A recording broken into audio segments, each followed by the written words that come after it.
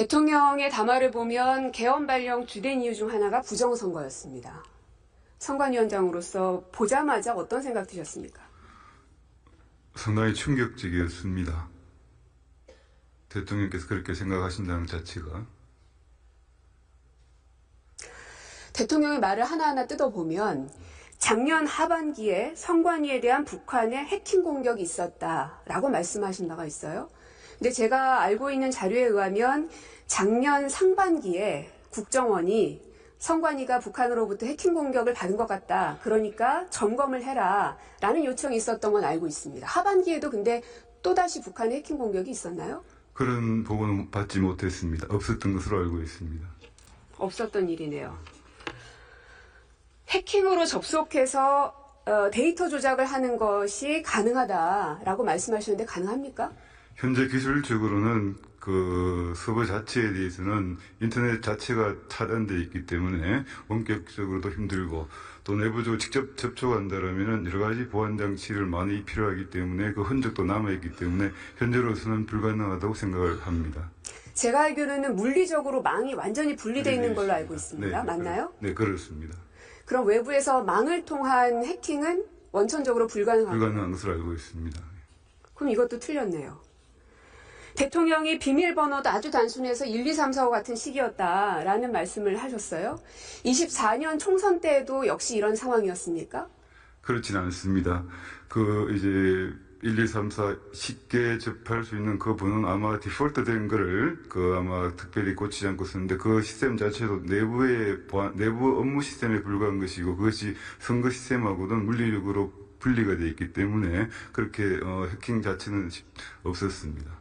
그리고 비밀번호도 이렇게 되어 있지는 않다. 그 부분은 바로 지적을 받고 그런 부분에 대해서 바로 즉시 시정 조치를 했었습니다. 그리고 그 결과에 대해서는 올 1월 달에 그 국정과 같이 다시 한번 이행 결과를 다시 한번 확인한 바도 있습니다. 올 1월이라는 거는 총선 전에 완료했다는 그렇습니다. 거네요? 예, 총선을 앞두고 그렇게 다시 한번 확인을 했었습니다.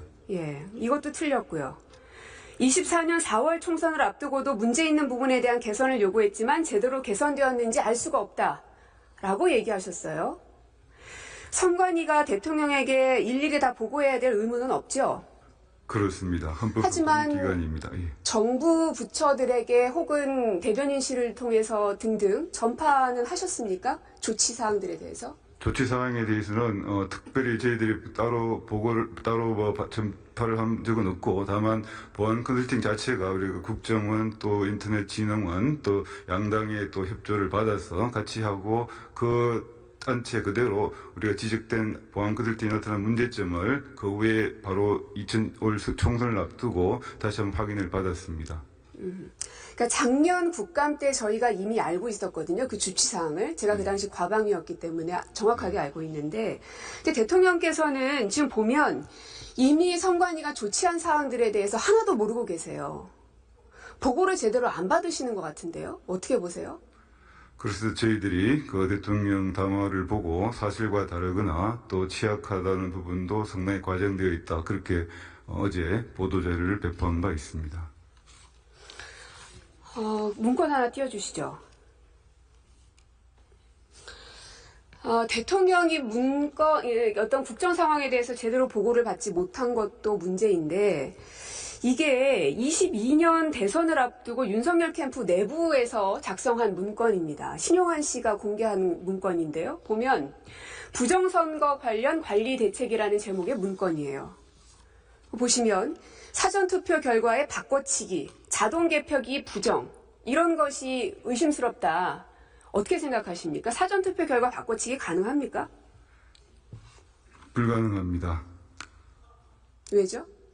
절차적으로 그것이 어떤 전자투표 자체로 투표가 이루어지는 것이 아니라 다만 그 절차적으로 그걸 모아서 다시 검사하고 그 절차 투개표 과정 자체에서 그 양측 후보자들, 정당 관계자들, 공무원들 다 보고 있기 때문에 그렇게 한다는 것은 불가능하다고 저희들은 보고 있습니다. 그리고 또 다음 장도 보시면은 양정철 개입설 해서 중국 개입설 부분이 나와 있어요. 그러니까 중국이 대한민국 선거에 개입할 수 있다는 의혹 제기인 것 같습니다. 이거는 외교 문제로도 비화될 수 있는 부분인데 어떻게 보십니까? 저로서는 뭐 처음 듣는 이야기고 또 이해하기 어려운 문제 제기인 것 같습니다. 그리고 마지막 장 또 보여주세요. 부정선거는 컴퓨터 알고리즘과 해킹에 있다. 그래서 집계 과정에서 컴퓨터 알고리즘을 조작한다면 투표 결과와 관계없이 승패 조작이 가능하다. 어떠세요? 제가 저희 선관위에서 누누이 여러 번에 걸쳐서 보도자료를 배포를 했습니다만 이게 투개표, 개표 자체가 손으로 이루어지고 그 투개표 자체에 대한 수기 작업에 따른 직계표가 따로 있고 그 직계표에 따른 결과를 컴퓨터에 입력을 합니다. 그러면 그 직계표도 종이 직계표가 따로 존재를 하고 있고 선거가 끝나고도 한참일 때까지 그 직계표도 보관을 하고 있습니다. 그 과정에서 직계 자체에 약간의 뭐 실수나 있으면 바로바로 파악이 돼서 바로 고쳐지게 되고 또 여러 가지 그 과정에서 여러 눈들이 있기 때문에 그 자체로서 그 컴퓨터 안에서 그대로 조작이 이루어진다는 것은 저희로서는 도저히 이해하기 어려운 주장인 것 같습니다. 도저히 이해할 수 없는 내용이 거대 정당의 내부 문건, 그것도 한 번 누가 쓴 것도 아니라 여러 차례에 걸쳐서 저런 류의 논의들이 있었다는 게 저는 믿어지지가 않습니다. 그리고 현재 대법관이시잖아요. 네, 그렇습니다. 이번에 체포 리스트에 보니까 이재명 대표를 판결했던 판사도 들어가 있었습니다. 어떻게 생각하시나요? 선거관리위원장 입장에서 드릴 말씀은 아니긴 합니다만 그것도 참 충격적입니다.